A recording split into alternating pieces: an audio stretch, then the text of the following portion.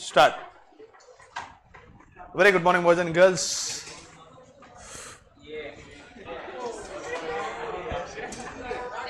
Very good morning, boys and girls. Good morning, sir. I welcome you all to the session of 12th standard secondary practice. We have started with a chapter that is called as Sources of Finance. Corporate finance में हम हमारी journey को आगे लेकर जा रहे हैं. अब प्लीज नो हंसी मजाक, ओनली कंसेप्ट, सिर्फ कंसेप्ट के ऊपर ध्यान रहेगा हमारा, राइट? सो कल मैंने आपको थोड़ा बहुत इंट्रोडक्शन दिया था इसके बारे में. कॉर्पोरेट फाइनेंस सीखना है पूरा 12th स्टैंडर्ड सेकेंडरी प्रैक्टिस में. रिया जी ध्यान दीजिए बेटा, बैग उतार लो यार, उतारी लो बैग, मेरे सिर पे रख, ला ला मेरे सिर पे रख दे. खूब अवघड, प्रचंड अवघड. चलो, we started with chapter that is called as sources of finance. पहला चैप्टर हमने क्या देखा था? Corporate finance. मैंने आपको वादा किया है कि सब्जेक्ट के एंड तक फाइनेंस मैनेजमेंट या फाइनेंस प्रोक्योरमेंट को लेकर सारी चीजें मैं आपको बड़े दिल से, प्यार से, दिल की शिद्दत से सिखाऊंगा. पहला चैप्टर हमने सीखा है कॉर्पोरेट फाइनेंस, जिसके ऊपर संडे को टेस्ट है. 2 टेस्ट रहेगी सेम नेशनल इनकम के फॉर्मेट में. एक होगा ऑब्जेक्टिव टेस्ट 30 मार्क का, एक होगा सब्जेक्टिव टेस्ट, वो होगा 30 मार्क का. बात समझ में आ रही है? I getting my point? देखो, क्वेश्चंस और सब चीजें डिफर करेंगे. आपको किस हिसाब से प्रिपेयर करवा कर लेना है वो मेरे हिसाब से मैं प्रिपेयर करवा कर लूंगा. संडे को टेस्ट है, तो सैटरडे को, सॉरी फ्राइडे अपना लास्ट वर्किंग अभी के हिसाब से, फ्राइडे जिन लोगों की कॉर्पोरेट फाइनेंस की एक्सरसाइज बुक कंप्लीट रहेगी वही लोग संडे को एग्जाम में बैठने दिए जाएंगे. Am I very clear? जो लोग फ्राइडे को बुक सबमिट करेंगे उन्हीं लोगों को मैं एग्जाम में बैठने दूंगा.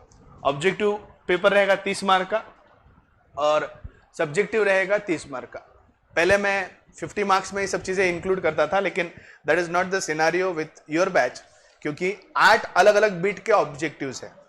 देयर आर 8 डिफरेंट क्वेश्चंस और types of objectives we have, और 8 में से कोई भी 4 एग्जाम में पूछे जा सकते हैं. So we need to be prepared for all sort of objectives. इसीलिए 30 मार्क का ऑब्जेक्टिव एग्जाम अलग लिया है.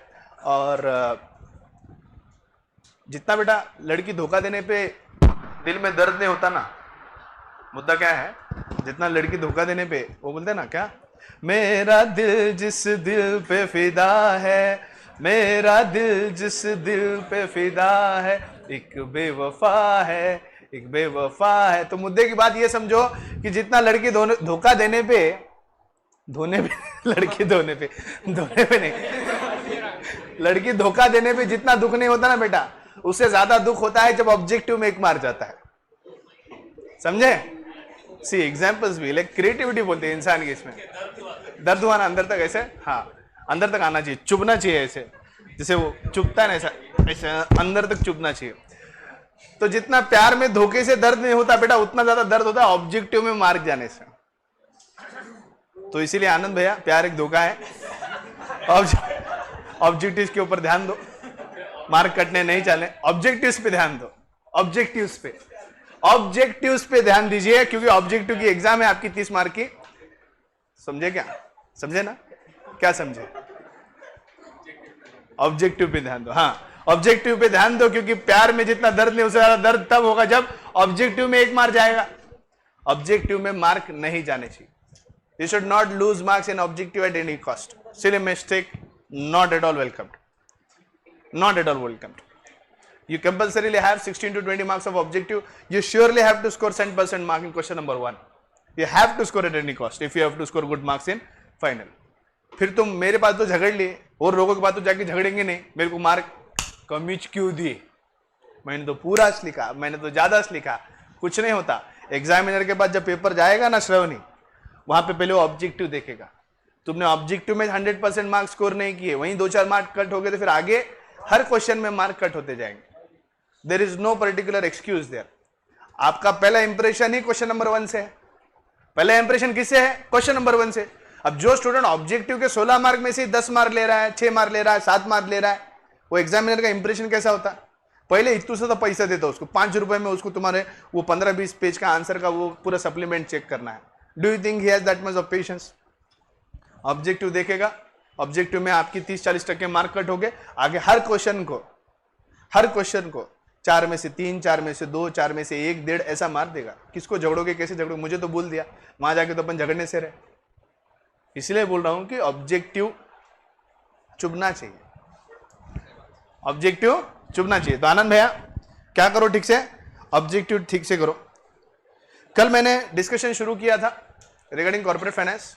कॉर्पोरेट फाइनेंस के अब फाइनेंसिंग डिसीजन के बारे में स्पेसिफिकली इस चैप्टर के हम बात करें। अभी पूरा कंसेप्ट है, पूरा ध्यान चाहिए मुझे इधर। कल जो हमने डिस्कशन शुरू किया है, it all talks about financing decision. What is financing decision? Procurement of the capital in a business. Yes और no? We have started discussing the various sources of finance now. Source, food is a source of our energy, right? Complan is source of his energy, इसलिए इतनी height है उसकी, right? और तू कुछ नहीं पीता होगा ना, इसलिए तेरी हाइट कम है जरा। तो food is the source of our energy, food is the source of our energy. ठीक उसी तरह से बिजनेस में जो फाइनेंस है उसके अलग अलग सोर्सेस है। रिया जी, ओ रिया जी, कितने हाथ है? हाथ कितने? दो, पक्का ना? लॉक कर दिया जाए। हाथ दो है। राइट हैंड क्या है मेरा? अरे बताइए ना यार, के यहाँ पे एसपी चालू है लेकिन अभी हाथ कितने आपने? क्या हुई थी डील? अरे ऑनलाइन शॉपिंग है, मिनट मिनट को यहाँ पे डील बदलती रहती। नहीं नहीं ऐसा नहीं। हाथ कितने रिया जी? रिया जी बोल रहा हूं मैं, चक्रवर्ती थोड़ी बोल रहा। रिया जी कितने हाथ है? दो हाथ है। कितने हाथ है भाई साहब? अब राइट हैंड क्या है हमारा Riya ji? Owned capital. Owned capital क्या होता है? जो अपना है, अपने हैं, जो अपने हैं, जो अपना है वो क्या है? ओन्ड कैपिटल, वो है मेरा right hand. What is left hand? Borrowed capital. Borrowed capital क्या होता है? जो अपने नहीं होते, जो अपने नहीं है वो बोरोड है, जो अपने हैं वो ओन्ड है। बात समझ में आ रही? अपने पराए, अपने और पराए के बीच का फासला है। अपने कौन है? ओन्ड। पराए कौन है? Borrowed. We understood that finance has two sources. One is called as owned capital, another is called as borrowed capital. One is called as owned capital, another is called as borrowed capital. We started discussing about owned capital. There are majorly two main sources. दो major sources हैं owned capital में। owned capital, owned capital, owned capital के दो major sources हैं। एक है share capital। रिया, borrowed capital में shares बेचकर पैसे नहीं लेते। बोरोड कैपिटल में डिबेंचर बेचे जाते हैं, शेयर नहीं बेचते। शेयर बेच के जो पैसा आता है वो ओन्ड कैपिटल होता है। Owned capital has two sources, one is called as share capital, another is called as retained earnings. Another is called as retained earnings. Retained earnings is out of flowing back of the profit or the profit which is kept as free reserves or which is kept aside and which is not declared as dividend. I told you very clear at the foremost discussion that retained earning wala source is available only to those company which are an existing profit making company. For a newly set up business, second option is not available. What option is available for a newly set up business is share capital. That doesn't mean, जैसे गणेश का कल बोलना था कि Zomato already existing company है और वो अब शेयर्स बेच रही है, ऐसे कैसे? आपने तो कहा न्यूली सेटअप के लिए शेयर कैपिटल है, तो शेयर कैपिटल कंपनी के लाइफ टाइम में कितनी बार भी इशू किया जा सकता है। ऐसा नहीं होता कि रिलायंस एक बार बन गई, एक ही बार शेयर्स इशू किए, एक ही बार वही शेयर चल रहा है, ऐसे नहीं। जितनी बार चाहे उतनी बार वो शेयर्स इशू कर सकते हैं, प्रोवाइडेड जो शेयर्स इशू किए जा रहे हैं वो शेयर्स ऑथराइज कैपिटल के लिमिट में हो। रिलायंस का ऑथराइज कैपिटल 100 करोड़ का है, उसमें से ऑलरेडी उन्होंने 100 करोड़ के कैपिटल इशू कर दिए। अब वापस से जब वो और आगे और 10 करोड़ के शेयर्स इशू करना चाहते तो सबसे पहले उन्हें ऑथराइज्ड कैपिटल में बदलाव करना होगा, उसमें चेंजेस करने होंगे, उसकी लिमिट बढ़ानी होगी, फिर जाके एक्सटेंडेड 10 करोड़ के शेयर्स वो इशू कर पाएंगे। यस और नो? राइट? शेयर कैपिटल के दो सोर्सेस है, एक होता है इक्विटी शेयर्स, दूसरे होते हैं प्रेफरेंस शेयर्स। इसके बारे में हम डिस्कस करेंगे। What is a share? The smallest part of the capital. Oh, the smallest part of the capital is called as share, and the smallest part of the borrowed capital is called as, yes, exactly. The smallest part of the capital is called as share, and the smallest part of the borrowed capital is called as debenture. Debenture is a debt security. Debenture is a debt security, right? Whereas a share is not a debt security. Debt means to owe. Debt means to owe right. अभी हम debenture की ओर बाद में जाएंगे। हम share capital समझ रहे थे। शेयर कैपिटल में दो तरह के कैपिटल होते हैं, एक होते हैं इक्विटी शेयर्स, एक होते हैं प्रेफरेंस शेयर्स। शेयर कैपिटल में डिस्कशन करते हो कल मैंने आपको कोई चीज सिखाई थी, अलग अलग तरह की कैपिटल। जिसमें पहला पॉइंट था authorised capital. Memorandum of association gives the powers to the company. The company derives the power from the memorandum of association. In the capital clause of the memorandum of association, what is mentioned is the authorized capital. Authorized capital states the amount of share capital which can be raised by a company by issuing shares. कल का example क्या था? 10 लाख रुपए. 10 lakh is my authorized capital. That is number of that value of shares I can issue as per my MOA.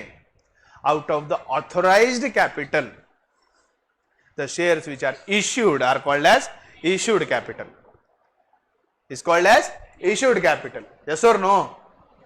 And out of the issued shares, shares which are bought or subscribed by the investor are called as subscribed capital. और जो subscribe नहीं हुआ वो क्या हो गया? अनसब्सक्राइब्ड capital. जैसे 10 लाख रुपए का मेरे शेयर्स है ऑथोराइज कैपिटल के मुताबिक, उसमें से 5 लाख के मैंने इश्यू किए, तो इश्यूड कैपिटल कितना हुआ मेरा? 5 लाख. अनइश्यूड कितना हुआ? 5 लाख. ठीक उसी तरह से 5 लाख इश्यू की गए शेयर्स में से लेट से 4,50,000 के शेयर्स खरीदे गए. What is my subscribed capital? 4,50,000. Then what is my unsubscribed capital? 50,000. Okay. Authorised capital में से जो शेयर्स इश्यू किए जाते हैं that are called my issued capital.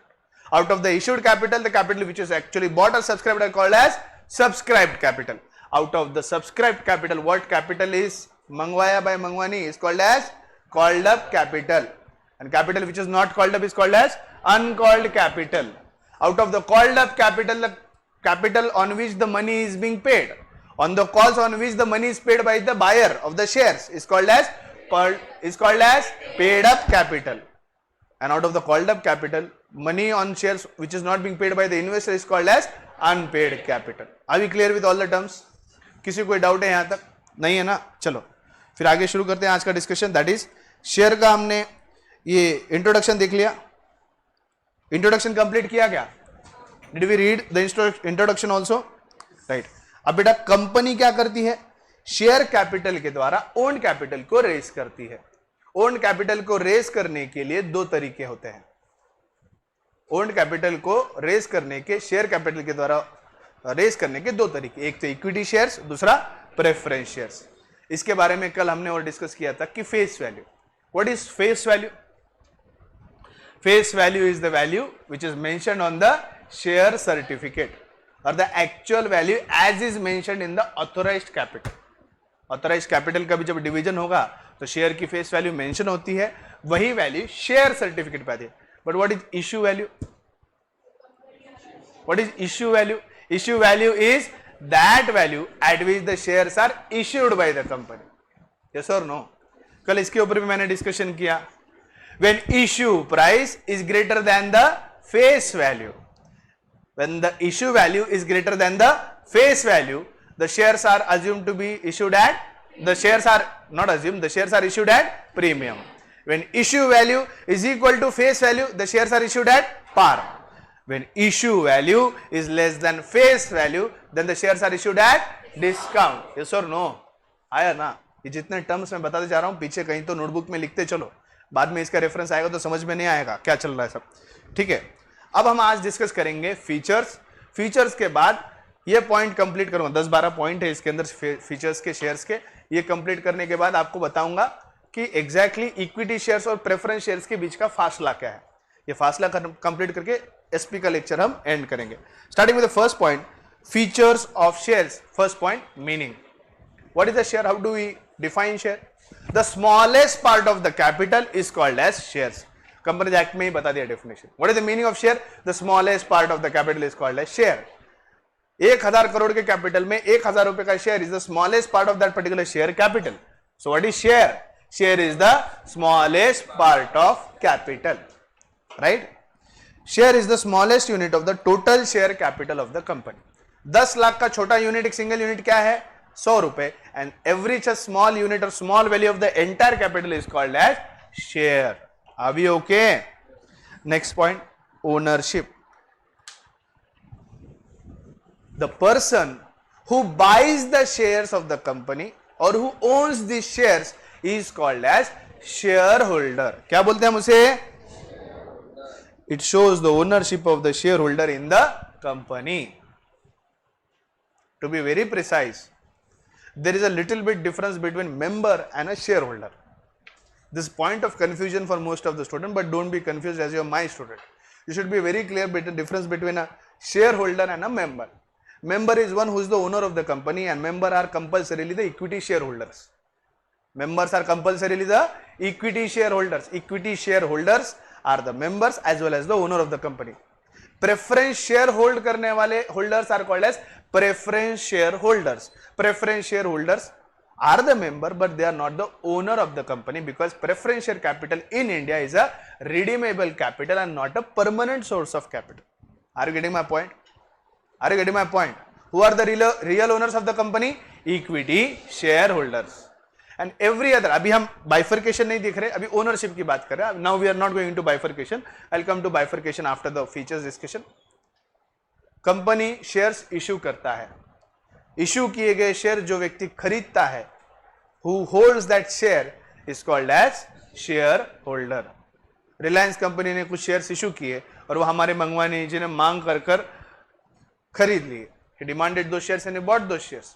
After buying those shares, he has paid certain value. Let's say 1000 रुपए का एक share है, 10 शेयर इन्होंने खरीदे, तो इन्होंने कितने पैसे दिए कंपनी को? 10,000 रुपए. 10,000 रुपए देकर इन्होंने रिलायंस कंपनी के 10 शेयर खरीद लिए. Now is the owner of the shares. As is the owner of the shares, he will be called as a shareholder. जो व्यक्ति कंपनी के शेयर्स को ओन करता है उसे हम क्या कहते हैं बेटा? Share holder. Next, distinctive number. Every share which is issued by the company has a distinctive number. उदाहरणार्थ अभी आप गांधी जी के 3 मित्र हैं, गांधी जी के 3 मित्र हैं, रिया, साक्षी, हनीशा. आप तीनों के पास आधार कार्ड है क्या? है ना? पक्का. गांधी जी के 3 मित्र हैं, तीनों के पास आधार कार्ड है. Point two be noted is, आपके आधार नंबर सेम है क्या? Is it same or is it different? Class में हम सभी के पास आधार कार्ड है ना? क्या आधार कार्ड के डिस्टिंक्टिव नंबर से व्यक्ति की पहचान की जा सकती है क्या? Please pay attention. Now this are all concept, no हंसी मजाक. जहां हंसी मजाक हंसना चाहे तो हंस सकते, कोई बात नहीं. आधार कार्ड के नंबर से क्या किसी भी डिस्टिंक्टिव पर्सन की पहचान की जा सकती है क्या? क्या मेरा आधार कार्ड नंबर डालकर दिनेश नाम के सारे व्यक्तियों की आइडेंटिफिकेशन होगी या सिर्फ दिनेश शर्मा की आइडेंटिफिकेशन होगी? प्रेम, सिर्फ किसकी होगी प्रेम? दिनेश शर्मा की, है ना? आधार नंबर अगर मेरा डाला तो it will be only Dinesh Sharma, है ना? आधार नंबर मेरा डाला, एड्रेस प्रेम, सॉरी दिनेश ढाल जी का तो नहीं आएगा. किसका आएगा? दिनेश शर्मा का ही आएगा. किसका आएगा प्रेम? दिनेश शर्मा का ही आएगा. दिनेश ढाल जी का नंबर अलग है ना?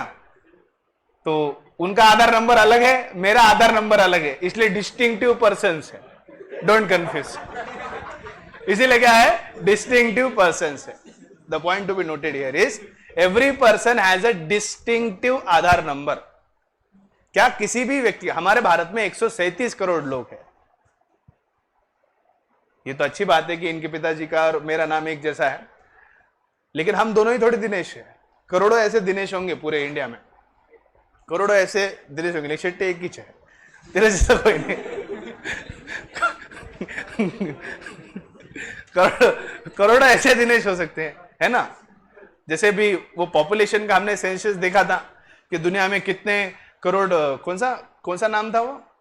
मोहम्मद नाम के सारे लोग एक साथ जुड़ जाए तो पूरा एक देश बन जाता है, वैसे. लेकिन हाउ डू वी आइडेंटिफाई? हर एक मोहम्मद का डिस्टिंक्टिव नंबर होगा.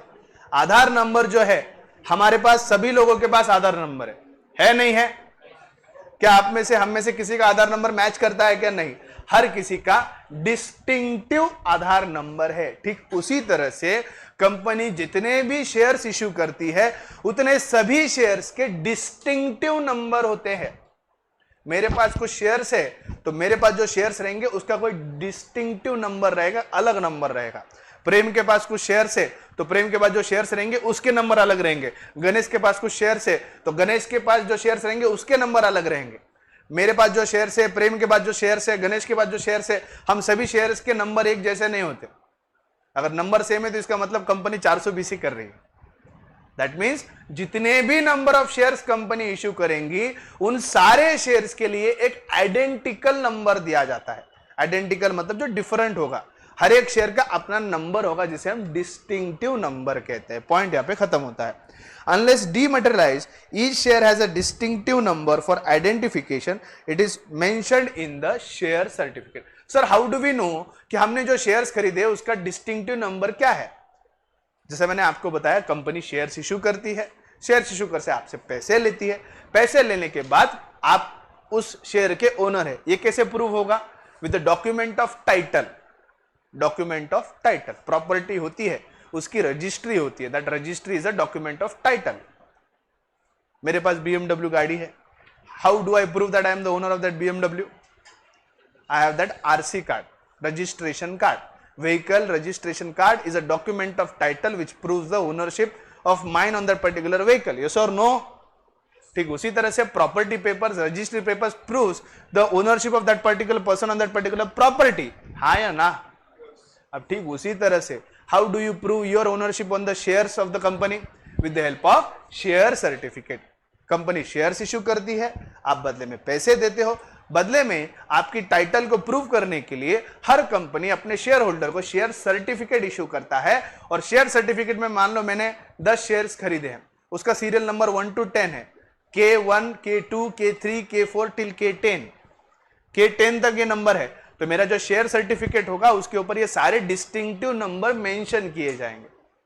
सो from where do we understand मेरे शेयर का डिस्टिंक्टिव नंबर क्या है? That you can get from the share certificate. Are you getting my point?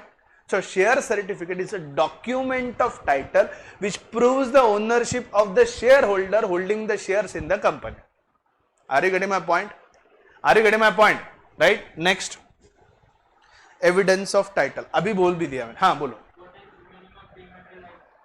Dematerialization अभी 1 सेकंड में नहीं समझा पाऊंगा। It will take time.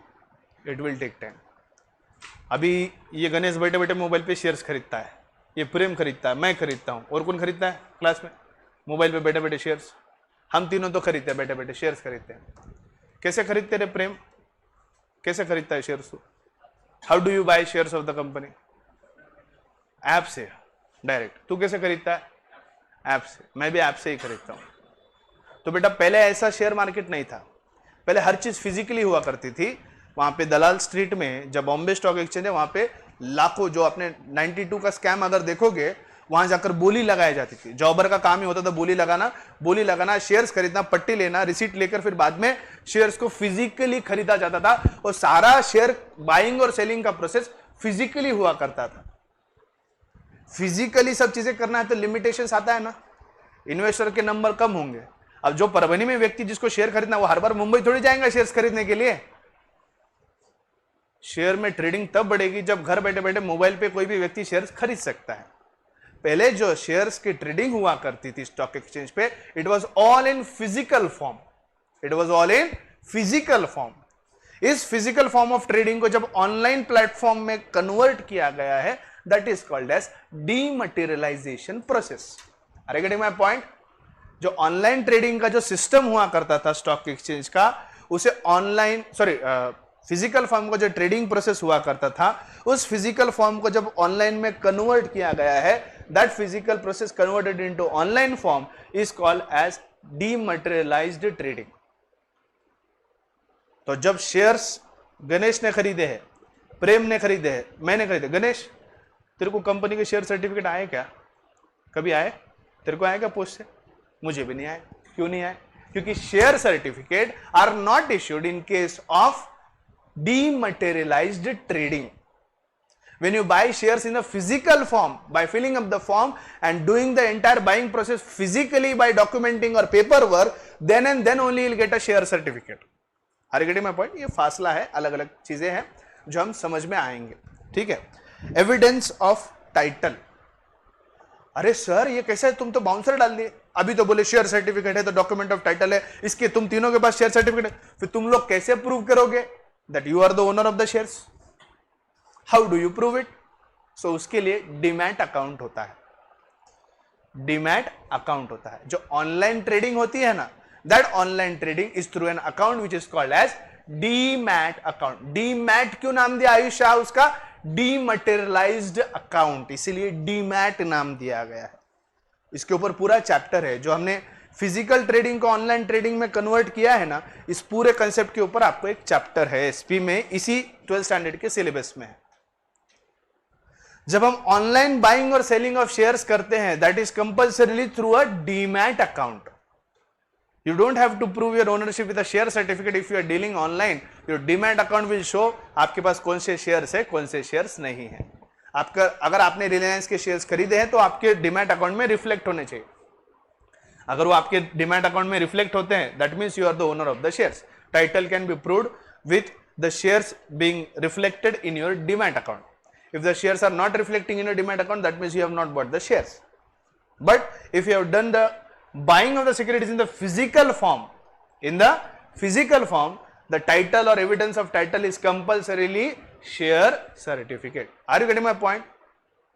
मैं बहुत स्लो जा रहा हूं, अपने को तह तक जाना है, फाइनेंस का कीड़ा बनना है, मजा आना चाहिए। जो मैनेजमेंट करेंगे उन्होंने यही बोलना है कि फाइनेंस में ही स्पेशलाइजेशन करना है, बहुत मजा आता है। पैसा है, पैसा है, पैसा, पैसे में बहुत मजा आता है।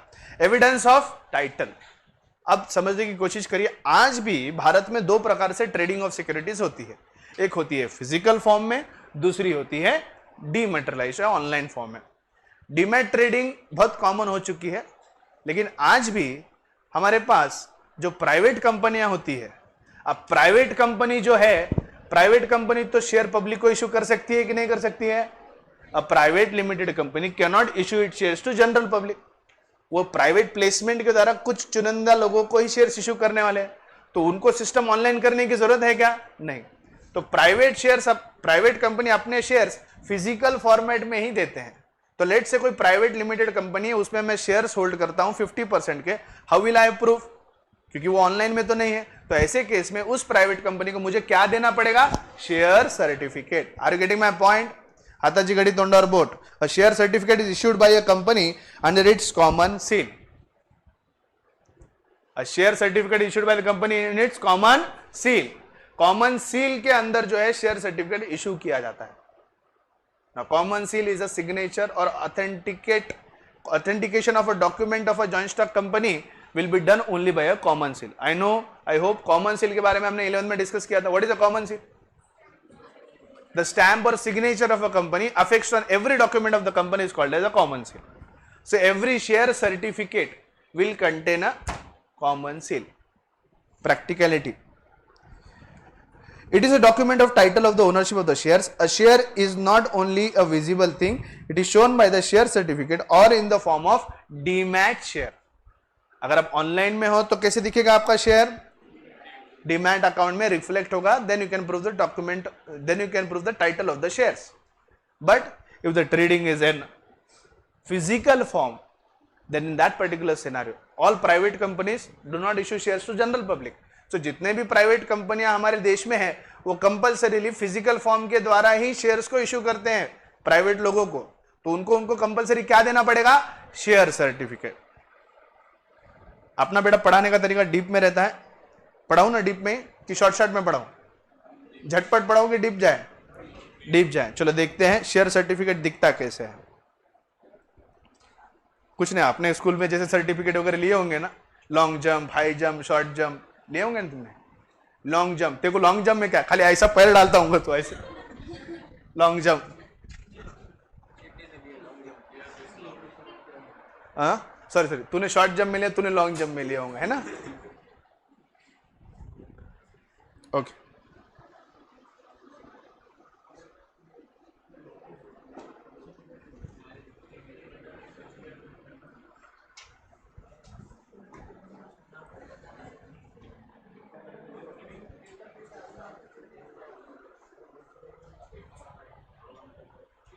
अलग अलग कंपनी अपने अपने हिसाब से पेपर यूज करते हैं, कोई स्टैंडर्ड फॉर्मेटिंग नहीं है उसका।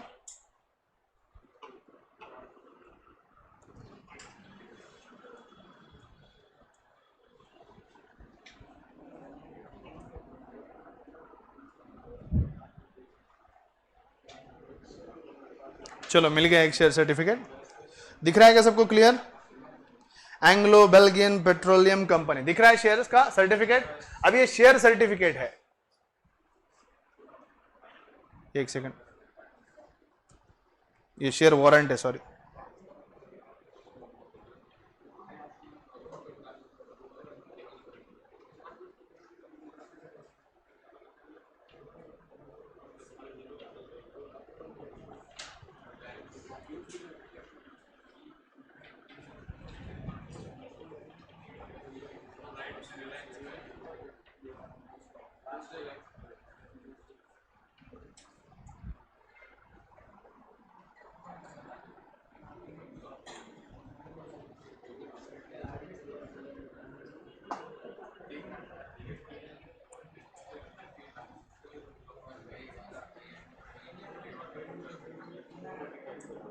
रिलायंस का कहाँ है?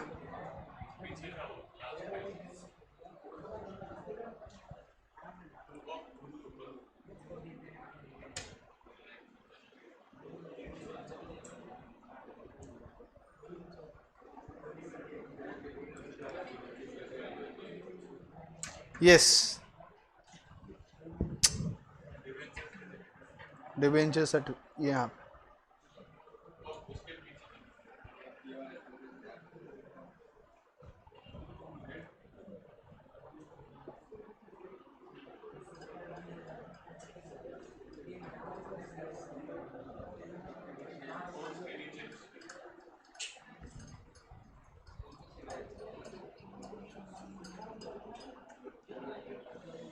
Yes, please maintain silence. चलो, finally we have a share certificate.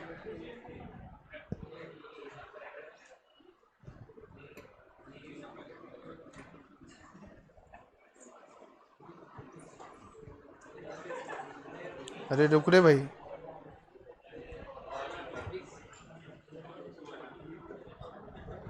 ये दिखाई दे रहा है क्या तुम्हें? दिखाई दे रहा है क्या? रुको रुको रुको रुको, जरा सब्र करो।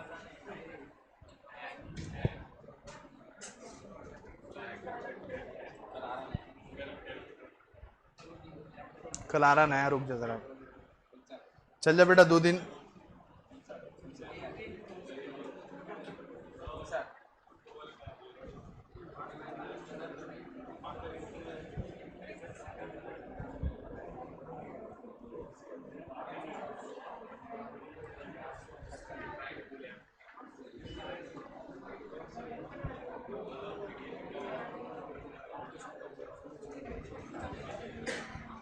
यस,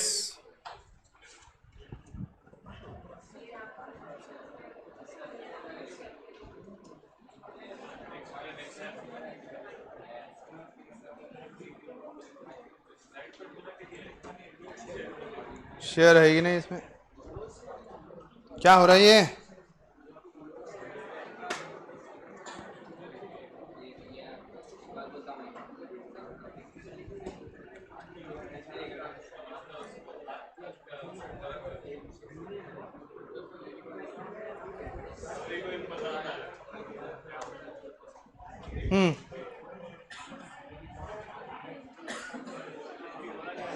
ओके,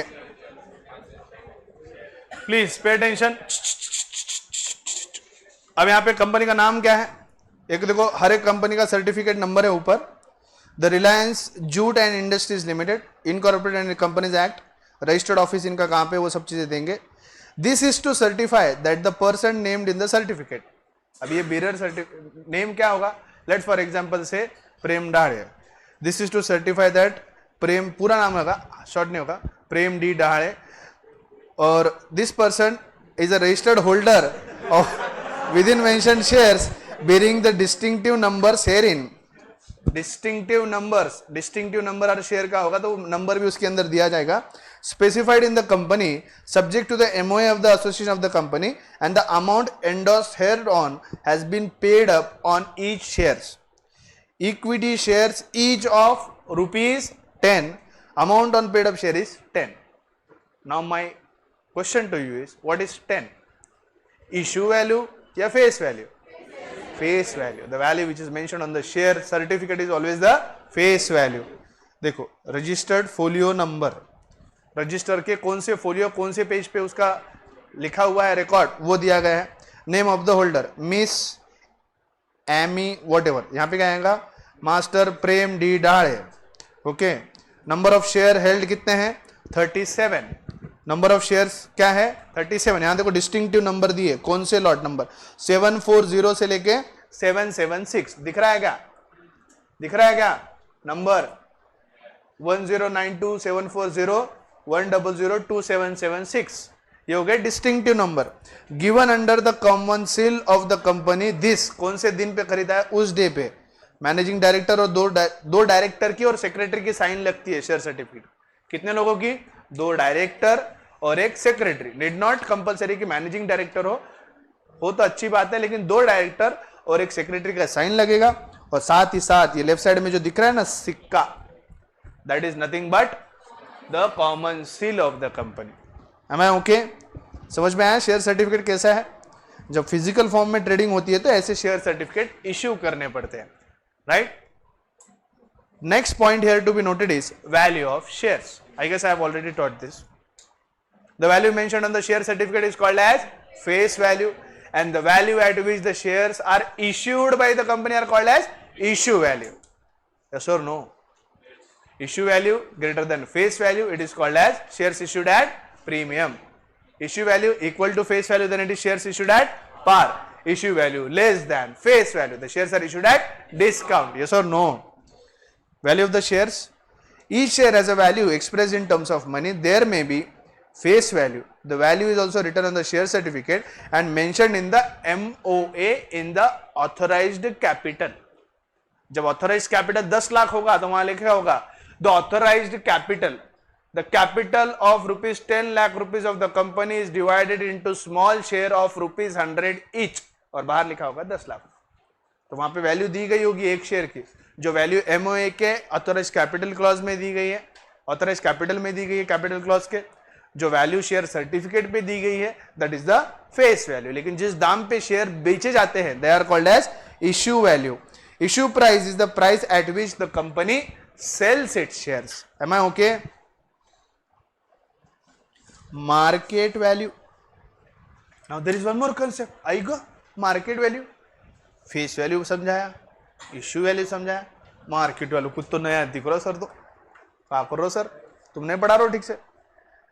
क्योंकि मैं issue value, face value, market value सब एक साथ समझाता, क्या रहता, थोड़ा थोड़ा खाने का ना, एक एक दाना करके खाने का, सब एक साथ खिला दिया तो फिर पेट में हजमे के लिए मुश्किल हो जाता है। सबसे पहले मुझे बोलो कि शेयर सर्टिफिकेट के ऊपर जो वैल्यू आती है वो क्या है? शेयर सर्टिफिकेट के ऊपर जो वैल्यू आती है वो क्या है? जिस दाम पे कंपनी शेयर बेचती है वो क्या है? वो क्या है? Issue value. तो अब बेटा पॉइंट ऐसा है कि कंपनी ने 100 रुपए का शेयर रखा था, तो फेस वैल्यू क्या हुई कंपनी की? 100 रुपए। कंपनी ने डिसाइड किया है कि इसकी इश्यू वैल्यू 1000 रुपए होगी। तो जब पहली बार कंपनी मार्केट में शेयर्स बेच रही है, कंपनी का इश्यू प्राइस कितना है? ओके, फेस वैल्यू कितनी है मेरी? 100 रुपए। फेस वैल्यू कितनी है मेरी? 100 रुपए। What is my issue value? 1000 rupees. पहली बार कंपनी जब शेयर्स बेचती है that is called as issue value. लेकिन कोई भी शेयर उसके लाइफ टाइम में खाली एक ही बार बेचा और खरीदा जाता है क्या? नहीं। लेट्स से कंपनी ने पहली बार, कंपनी ने जब शेयर्स इश्यू किए तब इश्यू वैल्यू कितनी थी? 1000। फॉर एग्जाम्पल लेट्स से जब कंपनी ने शेयर्स इश्यू किए, सभी गर्ल्स ने वो शेयर्स खरीद लिए, सब गर्ल्स ने वो शेयर्स खरीद ली, ठीक है। मार्केट में डीमैटेरियलाइज फॉर्मेट में सब गर्ल्स, पूरे के पूरे गर्ल्स ने शेयर्स खरीद लिए। तो आपने शेयर्स कितने में लिए? 1000। वो 1000 वैल्यू कौन सी है? Issue value. Over the period company is doing really good. Market में हम बॉयज अब उस शेयर्स को खरीदना चाहते हैं, मार्केट में स्टॉक एक्सचेंज में हम शेयर्स खरीदना चाहते हैं। अगर कोई बेचवाल नहीं रहेगा तो खरीदी जो करता है उसे वो शेयर्स नहीं मिलते। बेचवाले ने, बेचू जो कंसेप्ट रहता है, बेचवाले ने कंसेप्ट है, हिंदी के कंसेप्ट है शेयर्स। अभी शेयर्स किसके पास है? पूरे गर्ल्स के पास। कंपनी परफॉर्मेंस अच्छा कर रही है तो मार्केट में शेयर की वैल्यू बढ़ती है। लेट्स फॉर एग्जांपल से मार्केट में शेयर की कीमत हो गई 1500 रुपए। कंपनी अच्छा परफॉर्म कर रही है तो मार्केट में हर एक इन्वेस्टर, हम सब इन्वेस्टर्स क्या करना चाहेंगे? शेयर्स खरीदना चाहेंगे ना। लेकिन अब शेयर्स किसके पास है? तुम लोगों के पास है, सब गर्ल्स के पास है। लड़कियां होशियार रहती है भी होशियार, बॉयज अपने ऐसे चे खाली गप्पे में, खाली घोषणा देने में से। मार्क में आओ जरा, नंबर विंबर लो, फिर देखेंगे कितने लोगों का आउट ऑफ है सब्जेक्टिव टेस्ट में। हाथ ऊपर करो बॉयज में से, करो ना ऊपर, करो करो, कर गिरी कर, हाथ ऊपर कर। अच्छा, सब्जेक्टिव में कितने गर्ल्स को है आउट ऑफ? गर्ल्स को कितने को है?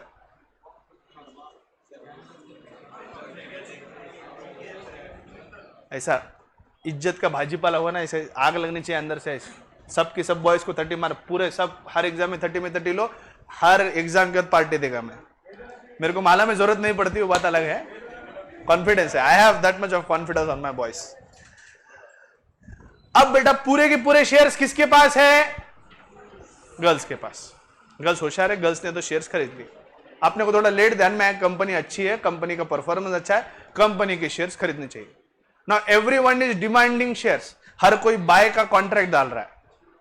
लेकिन शेयर्स खरीदने के लिए अवेलेबल कब रहेंगे? जब कोई बेचो या कोई बेचवाल रहेगा। आप में से कोई शेयर जिन्होंने 1000 रुपए में शेयर लिया, उसको लगता है कि बस हो गया, अपने 500 रुपए प्रॉफिट हो रहा है ना, अपन शेयर बेच देंगे। हमारे निर्जरा शॉर्ट स्वीट और कंजर्वेटिव बोली बस हो गया, 500 रुपये खूप झाले, विकून टाका। लेट्स से निर्जरा के पास 100 शेयर्स है ना, Nirjara wants to sell it shares, sell her share, sorry. Nirjara अपने 500 शेयर्स बेचना चाहती है, तो 100 शेयर ये जो बेचेगी, तो हम बॉयज में से हम कोई खरीदेगा। लेट्स फॉर एग्जांपल से प्रेम में बोला कि भाई ये 100 शेयर्स मैं खरीदता हूं। Is she going to give the shares at 1000 cost और she is going to give it at a value of 1500? Market में फिर से जब ये शेयर्स खरीदने पड़ेंगे, किस दाम पे खरीदने पड़ेंगे? मार्केट वैल्यू पर। समझ में आ रहा है?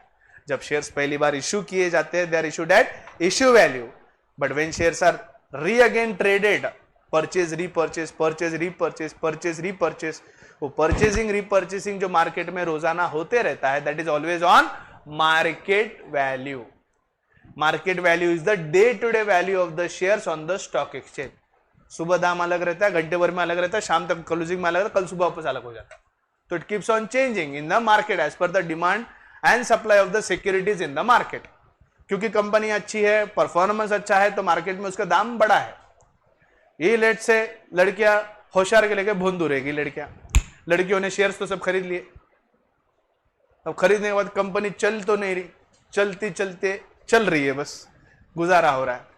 ऐसे केस में कंपनी उन्होंने सोचा कि ऐसे रॉकेट की जैसे उड़ जाएगी, लेकिन वो रॉकेट वो फुसका फटाका निकला। अब ऐसे केस में नुकसान होना है। तुमने शेयर्स कितने में खरीदे? 1000 रुपए में। अब ऐसे शेयर की मार्केट में डिमांड है क्या? नहीं है।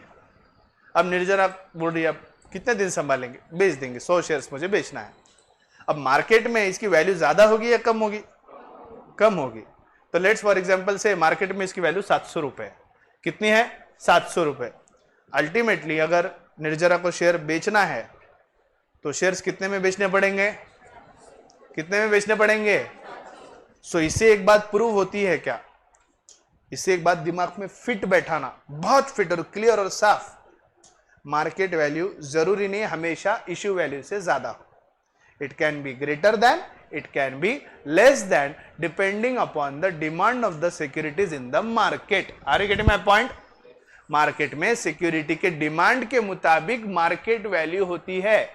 मार्केट वैल्यू ये इश्यू प्राइस से ज्यादा हो सकती है, मार्केट वैल्यू ये इश्यू प्राइस से कम होगी। That will all depend upon the performance of the company. If your company is performing good, if your shares, आपके कंपनी के शेयर्स मार्केट में डिमांड में है, तो आपकी मार्केट वैल्यू इश्यू वैल्यू से ज्यादा ही होगी। लेकिन आपके परफॉर्मेंस, कंपनी का परफॉर्मेंस अच्छा नहीं है, तो मार्केट में उन शेयर्स की डिमांड नहीं है और आपके पास शेयर्स है, तो ऐसे केस में उसकी मार्केट वैल्यू ये इश्यू वैल्यू से कम होगी। What is face value? Mentioned on the share certificate. What is issue value? Value at which the shares are first time sold by the company. What is market value? Market value is the value at which the shareholders sell their shares to some other person. Are you getting my point? 1500 में इन्होंने प्रेम को बेचा, प्रेम ने वो shares वापस 1200 में गणेश को बेचे, 1200 में शेयर्स गणेश ने 1500 में वापस आयुष को बेचे, आयुष ने वो शेयर्स वापस 1000 रुपए में रितेश को बेचे। तो जैसे जैसे मार्केट करवटे लेगा, बदलता रहेगा, market is very volatile, English आती है वैसे मेरे को, market is very volatile. Volatile का मतलब क्या है? अनफिक्स्ड, अस्थिर, राइट, चंचल है बहुत, कभी भी बदलते रहता है। अभी जो सुबह दाम है, घंटे भर के बाद वो दाम ना मिले। Market is really volatile, so the market value depends upon the market, and as per the market demand and supply, the market value of the security is fixed. Am I clear? Concept समझा? The value of the share is determined by the demand and supply of the forces in the share market. Market value can be greater than or less than the issue price. Are you getting my point? Are you getting my point? Next, rights.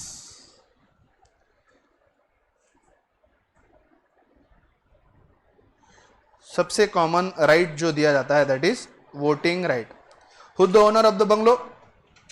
Who the owner of the bungalow? ढूंढो बेटा, chill. कौन है? Share holder. असली पैसा किसका लगा है company में? शेयर होल्डर का। स्पेसिफिकली उसमें कौन सा share holder? Equity share holder, जिसका कैपिटल परमानेंटली कंपनी में रहेगा, is the ultimate owner of the company. पैसा ओन्ड कैपिटल कंपनी में कौन लगा रहा है? Share holder. अब जब तू पैसा लगा रहा है, तू मालिक है, तो तेरे को बोलने का कोई अधिकार है या नहीं है? पड़ोसी थोड़ी बोलेगा कुछ। मकान तुम्हारा है, मालिक तुम हो, तो मकान के लिए जो भी बोलना करना है, करना नहीं करना है, वो तुम्हें करना पड़ेगा। पड़ोसी थोड़ी तुम्हारे मकान की जो वो है रखवाली करेगा। मकान तुम्हारा तो रखवाली तुम्हें खुद को ही करनी पड़ेगी, सही है ना? मकान तुम्हारा तो रखवाली कौन करेगा? तुम खुद करोगे ना। क्या पड़ोसी अपने घर की रखवाली करेगा? नहीं, पड़ोसी अपने खुद की घर की रखवाली करेगा। यस और no? In the same manner company किसकी है? शेयर होल्डर्स की। पैसा किसका है? शेयर होल्डर का। तो दिया गया पैसा कंपनी ठीक तरह से इस्तेमाल कर रही है, नहीं कर रही है? कंपनी ठीक तरह से चल रही है, नहीं चल रही है? कंपनी ऑब्जेक्टिव्स के मुताबिक लाइन के हिसाब से बिजनेस कर रही है कि नहीं कर रही है? ये देखने की जिम्मेदारी किसकी है? शेयर होल्डर की। सिर्फ देखना भी नहीं, उसके ऊपर एक्शन लेने का भी काम होता है। In case of a joint stock company, ownership is different and management is different. Who looks after the day-to-day management of the company? The board of directors. अरे भाई, day to day management board of directors करता है। इसका मतलब क्या? खुले सांड थोड़ी है, छूट थोड़ी है, जो मर्जी आए वो करेंगे, ऐसा नहीं होता।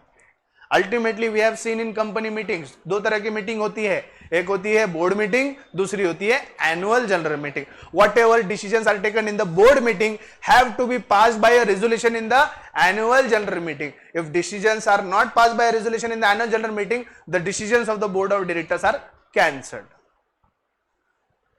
सो एनुअल जनरल मीटिंग के अंदर शेयर होल्डर को वोटिंग का अधिकार होता है। सो ये फॉर्म करते हैं rights of the shares. Right में दो तरह के राइट है।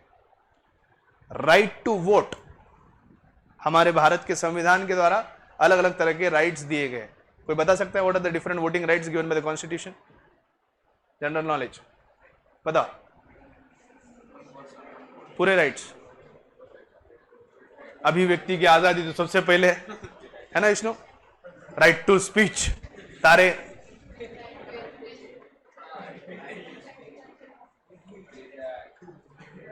और आज तारे, हाँ, इडली। राइट टू स्पीच है ना?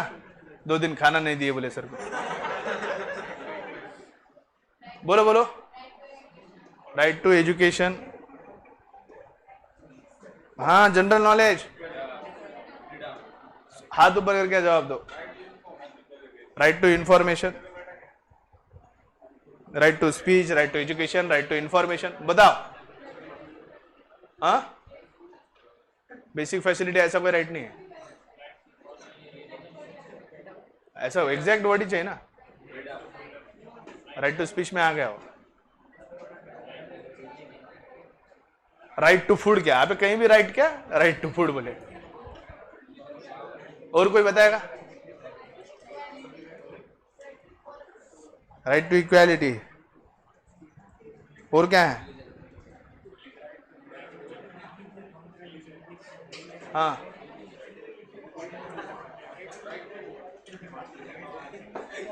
है क्या? राइट टू रिलीजन कुछ है क्या?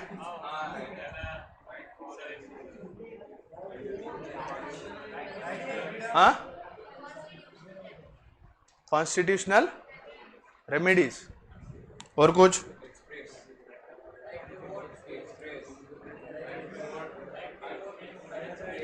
Right to vote. कितने राइट है, चलो बताओ, कोई तो बताओ मेरे को। कितने राइट, कितने है पूरे, पूरे कितने हैं? 7। 1 2 3 4 5 6 7। मोदी जी के आगे अपन ऑलरेडी 7 दे भी दिए, इतने ही है क्या? इसके अलावा कुछ है? इसके अलावा कुछ है क्या? और है क्या? है 7, उसमें तो 7 हो गए, और कितने लाएंगे बेटा राइट? या इसमें से कोई खारिज करना है? ठीक है, व्हाटएवर, चलो 2 मिनट के लिए आप समझो। अरे आज बालवीर आया नहीं, सॉरी। भाले है ना लेकिन क्लास में, हाँ भाले, ध्यान रखा। तो the constitution has given different rights to the citizen of India, आया ना, राइट?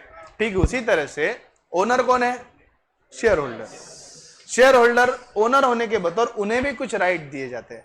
2 बेसिक राइट के बारे में हम बात करते हैं when it comes to shares. Right to vote, right to vote and right to dividend, right to vote and right to dividend। एक बार कंपनी ने डिविडेंड डिक्लेयर कर दिया, it becomes a right of the share holder to claim that particular dividend. तो company का not say अरे मैं तो मजाक कर रहा था, ये प्रैंक था तुम्हारे ऊपर, कापड़े छापड़ो छोड़ दो, ऐसा बोल सकते हैं क्या वो? नहीं। एक बार डिविडेंड डिक्लेयर हो गया तो डिविडेंड पे करना ही पड़ता है, प्रैंकिंग बोल के नहीं चलता। Next, right to vote. एक और पॉइंट क्या है? Right to vote. जो शेयर होल्डर्स होता है उन्हें वोटिंग राइट दिया जाता है। यहां पर मैं स्पेसिफिकली बता दूं कि असली ओनर कौन है कंपनी का? Equity share holders. So my dear friends, right to vote, general voting right is given only to the equity share holder. Only किसे? Equity share holder. The preference shareholder do not enjoy general voting right। Annual general meeting के voting के अंदर equity share holder को voting करने का अधिकार है। Preference share holder को एनुअल जनरल मीटिंग के वोटिंग करने के अधिकार नहीं दिए जाते। अ preference share holder have only voting rights related to matters which concern them as a preference shareholder। What did I say? The preference shareholder enjoy voting rights only related to matters specifically concerning them as a preference shareholder। एक example के तौर पे बताता हूं, preference share holder को fixed dividend दिया जाता है। कोई बोर्ड ऑफ डायरेक्टर्स निर्णय ले लेंगे देना है कि नहीं देना है, प्रैंक करना है कि नहीं करना है, वो उनके हिसाब से नहीं, देना ही है। Compulsorily you have to give, fixed dividend मिलता है। तो मान लो कंपनी कुछ निर्णय कर रही है जिसके द्वारा वो फिक्स्ड डिविडेंड के रेट में बदलाव कर रही है। Now if there is a change in the rate of fixed dividend which is given to the preference share holder, do you think it is a matter which is concerning them? Do you think it is a matter concerning them? Preference dividend जो preference share holder को दिया जा रहा है उसमें fixed rate में बदलाव हो रहा है, क्या वो एक ऐसा मैटर है जो उनके रिलेटेड है ना? तो ऐसे मैटर के ऊपर ही प्रेफरेंस शेयर होल्डर को वोट करने का अधिकार है। बाकी कंपनी के जनरल कामकाज में वोटिंग करने का अधिकार प्रेफरेंस शेयर होल्डर को नहीं होता।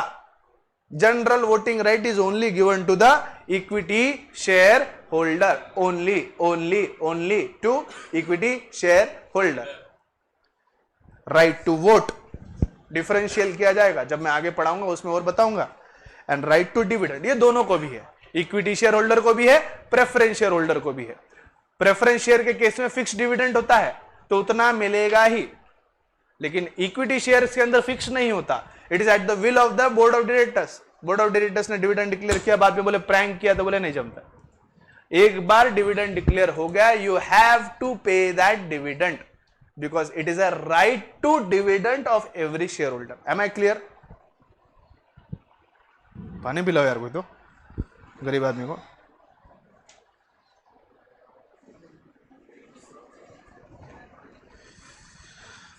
A share confers certain rights on its holder such as right to receive dividend, right to inspect statutory books, right to attend shareholders meeting and right to vote at such meeting। और 2 right रह गए, sorry. Right to inspect statutory books. Statutory books का मतलब profit and loss account, balance sheet, books of accounts. मेरी दुकान है, मालिक मैं हूं, दुकान की किताब या अकाउंट्स देखने का अधिकार मुझे है नहीं है। अगर मालिक आप हो तो बड़ो बेस अधिकार है। दुकान आज मेरा की, मालिक मैं बोल रहा, बोले चलो बुक्स ऑफ अकाउंट बताओ, बताएगा कोई मुझे? नहीं। अगर आप मालिक हो तो ही आपको देखने का अधिकार है। शेयर होल्डर कौन है? मालिक है। तो ये जो बोर्ड ऑफ डायरेक्टर्स कामकाज कर रहे, जो उद्योग कर रहे, जो धंधे कर रहे, जो बिजनेस कर रहे, क्या कमा रहे नहीं कमा रहे, वो देखने करने के लिए बुक्स ऑफ अकाउंट और स्टैट्यूटरी बुक्स इंस्पेक्ट करने का अधिकार उन्हें बतौर ओनर होना चाहिए या नहीं होना चाहिए? होना चाहिए। So right to inspect the statutory books. कोई भी शेयर होल्डर जब चाहे तब कंपनी के रजिस्टर्ड ऑफिस में जाकर रिकॉर्ड्स मांग सकता है। मेरे पास अगर रिलायंस कंपनी के 10 शेयर है, मैं मेन ऑफिस में जाके बोल सकता हूं चलो स्टैट्यूटरी बुक्स निकालो। बोले तेरे 10 शेयर का क्या संबंध है? ऐसा नहीं बोल सकते। It is right to inspect the statutory books. Even if you are holding 1 share, it will be responsibility of the manager to show you the books of account. He cannot deny. अगर deny करे तो उनको penalty लगती है companies act के मुताबिक। Are getting my point? Right to vote, right to dividend, right to inspect the statutory books and right to attend the meeting. अब meeting है, मीटिंग के अंदर अभी मैं चेयरमैन हूं और मेरे और गणेश के झगड़े हो गए, बहुत खास एडिटिंग किया। मैंने बोला तेरे को तो मीटिंग में आने नहीं दूंगा, मैं तो आके तो दिखा, मैं देखो मीटिंग में नहीं आने दूंगा। ऐसा बोल के नहीं चलता। If he is a share holder, he has the right to attend that meeting. दुनिया की कोई भी ताकत गणेश को उस मीटिंग अटेंड करने से नहीं रोक सकती। बालवीर भी नहीं रोक सकता। दुनिया की कोई भी ताकत मेंबर को मीटिंग अटेंड करने से नहीं रोक सकती। इसीलिए हमने प्रोसीजरल में लास्ट ईयर कंपनी मीटिंग में क्या देखा कि अगर किसी मेंबर को नोटिस देने की भी चूक हो जाती है कि पूरी की पूरी मीटिंग क्या हो जाती है? इनवैलिड होती है। समझ में आ रहा है? कुछ धुंधला धुंधला याद आ रहा कुछ? Right. So right to dividend, right to vote, right to inspect books and right to attend at the meeting. Are you getting my point? Next point, income.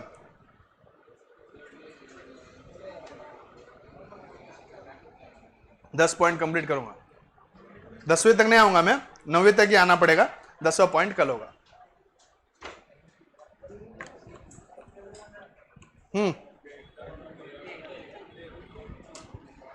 Income concept समझो। Those who are not interested can leave the class. Income, मैं भी सुबह 7 बजे से खड़ा हूं ना, मैं भी खाना नहीं खाया, कुछ नहीं, मैं खड़ा हूं, बोल रहा हूं, कंटिन्यू बोल रहा हूं। Income of the share holder. Income, sole trading concern में प्रॉफिट आता है, प्रॉफिट सीधा की सीधा शेयर होल्डर को चला जाता है, सॉरी सोल ट्रेडर को चला जाता है। पार्टनरशिप फॉर्म में प्रॉफिट आएगा, पार्टनरशिप डीड के मुताबिक डिवाइड हो जाएगा, पार्टनर को प्रॉफिट डिक्लेयर हो जाएगा। लेकिन बेटा यहां पे प्रॉफिट कंपनी का आ गया, प्रॉफिट को एक अलग टर्म के बतौर डिनोट करने की जरूरत क्या है? क्योंकि उस प्रॉफिट की उपभोक्ता, उपभोक्ता, जैसे भूख लगती है तो उपभोक्ता, वैसे the receivers of the profit are large in number, they are called as the share holders. Company जब प्रॉफिट होता है, प्रॉफिट में से जो डिविडेंड डिक्लेयर होगा, वो डिविडेंड क्लेम करने का अधिकार हर एक शेयर होल्डर को है। तो कंपनी क्या करती है? लेट्स फॉर एग्जांपल से 10 लाख रुपए का प्रॉफिट है। कितने का प्रॉफिट है बेटा? 10 lakh is the profit of the company. Company के शेयर्स इशू किए गए हैं 1 लाख। कितने हैं बेटा? 1 लाख। तो 10 lakh divided by 1 lakh is equal to 10। What is this 10? The smallest part of profit payable to each and every shareholder. The smallest part of the profit payable to each and every shareholder is nothing but called as your dividend. What is dividend? Profit per share. What is dividend? Profit per share. How do we calculate dividend? Profit divided by number of shares is the dividend. What is dividend? Dividend nothing but the income distributable to each and every shareholder. Now what is my dividend per share? 10 rupees. If I am holding 100 shares, how much dividend I am going to get? 1000. If someone is holding 10,000 shares, he will be getting 1 lakh rupees. So as per the dividend per share, you will be receiving the dividend. Yes or no? Hi or na? So the profit which is distributed to these share holders is called as dividend. और एक बार dividend declare हो गया, एक बार जो commitment कर दी, तो फिर company भी नहीं कर सकता कि मैं अपने आप की सुनता नहीं सुनता, प्रैंक है नहीं है, कुछ नहीं। एक बार डिविडेंड डिक्लेयर हो गया तो आपको कंपल्सरीली पे करना पड़ेगा, because the share holder gets a right to receive the dividend. A share holder is entitled to get share in the net profit of the company, it is called as dividend. Is it okay? The smallest part of the profit or the profit payable to every shareholder, per shareholder, profit per share, profit per share, profit per share is nothing but called as the dividend, which is income for the shareholder depending upon the number of shares. Next, transferability. I don't have to teach a lot. The shares of a private company are not transferable. एक बार shares issue हो गए, उसकी market value zero होगी। Can you tell me why is the market value of the shares of a private company zero? क्योंकि वो transfer ही नहीं करने आएंगे, because they cannot be transferred. Shares of a private company cannot be transferred. इसीलिए उसकी market value क्या है? Zero. जो ट्रांसफर ही नहीं किया जा सकता उसकी वैल्यू क्या होगी भाई साहब? जीरो। But the shares of a public company are freely transferable. Girls से बॉयज खरीद सकते हैं, बॉयज से वापस गर्ल्स खरीद सकते हैं, वो चक्री चलती रहेगी। Shares of a public limited company can be bought and sold n number of times as per the manner provided in the articles of association. Property of the shareholder. Share is a movable property of the shareholder. क्या बोला? सबसे पहली बात, मैंने अगर company के shares खरीदे हैं, is it my asset or is it my liability? It is a asset. Okay, रिया, मैंने कंपनी के 10,000 रुपए के शेयर्स खरीदे हैं and I am preparing my own balance sheet on 31st of March. तो बैलेंस शीट प्रिपेयर करते वक्त ये जो शेयर्स 10,000 रुपए के मैंने खरीदे हैं, बैलेंस शीट में कहां लिखते हैं? बाकी कोई नहीं बोलेगा। रिया, हाँ, फाइनल अकाउंट छोड़ा है ना आप? बताओ। मैंने शेयर्स खरीदे कंपनी के, तो बैलेंस शीट में कहां लिखते हैं हम शेयर्स? असेट में। कहां लिखते हैं? असेट में लिखते हैं, लेकिन असेट में कहां लिखते हैं? ऊपर ऊपर किधर? असेट में ऊपर ऊपर किधर है? ऊपर ऊपर नहीं, नीचे नीचे है वो। हाँ, अच्छा, वो बैलेंस शीट में असेट में क्रेडिट साइड में लिखते हैं। बैलेंस शीट में असेट में क्रेडिट साइड में लिखते हैं। बैलेंस शीट के असेट में क्रेडिट साइड में लिखते हैं। बोल भालू, तू बता। शेयर्स मैंने खरीदे 10,000 रुपए के, अच्छा बैलेंस शीट में कहां लिखेंगे हम? पक्का ना? लायबिलिटी तो नहीं है ना? असेट के क्रेडिट साइड में ना? हाँ हाँ, सिर्फ असेट साइड में। कहां लिखेंगे? ओपन ओपन लिखेंगे, फिर किधर लिखेंगे? असेट में लिखेंगे, है ना? असेट में लिखेंगे क्या? हाँ, अच्छा पक्का ना? हाँ हाँ हाँ, बताओ बताओ बताओ। खाली एसेट नहीं होता, it is a movable property. Movable property are always considered part and parcel of the current asset of your balance sheet. They are not in the ऊपर वाला, नीचे है, नीचे। करंट एसेट में एक हेडिंग कभी लिखी होंगी, भूल चूक से, भूल चूक माफ, investment. That investment considers all the securities which are bought by a person or a company or a firm or a business. अरे गेट माय पॉइंट?